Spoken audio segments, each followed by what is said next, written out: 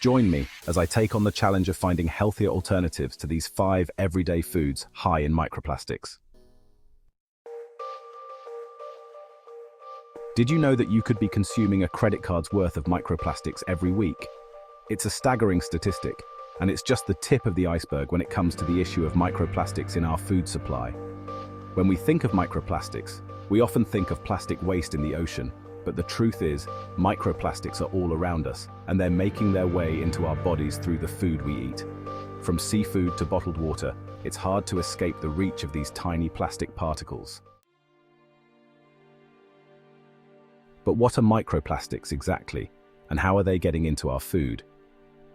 One of the main sources of microplastics in our food is microbeads, those tiny plastic particles found in facial scrubs and other personal care products.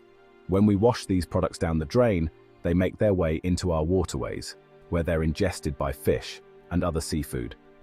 Another source is synthetic clothing like polyester and nylon, which sheds microfibers when we wash them. These microfibers also end up in our waterways, where they're consumed by fish and other marine life. But microplastics aren't just limited to seafood, they're also found in bottled water, thanks to the plastic packaging and manufacturing process. And if that's not enough, microplastics have even been found in salt, which is often extracted from seawater.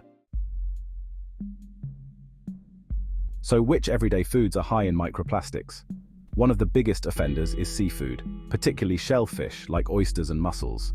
These fish are often harvested from waters near industrial areas, where microplastic pollution is higher. Another culprit is bottled water, which often contains microplastics from the manufacturing process.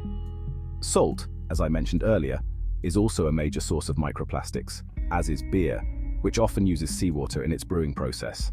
And finally, there's table salt, which often contains microplastics from the mining process. The health risks associated with consuming microplastics are still largely unknown, but we do know that they can cause physical harm, like inflammation and oxidative stress. They can also leach chemicals into our bodies, including BPA and phthalates, which have been linked to cancer and reproductive problems. So what can we do to reduce our microplastic intake? The first step is to be mindful of our food choices. Instead of reaching for seafood or bottled water, try opting for fresher, locally sourced options.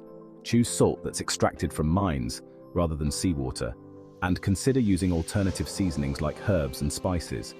And when it comes to beer, choose breweries that use sustainable practices and minimal plastic packaging.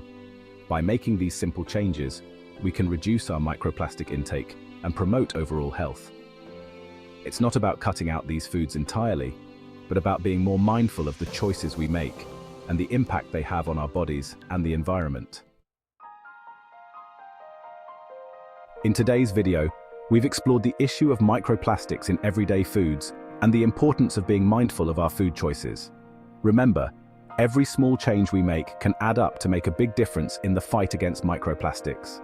Thanks for watching, and don't forget to subscribe for more informative videos on sustainable living. Share your thoughts on microplastics in the comments section below, and let's start a conversation about how we can reduce our impact on the environment.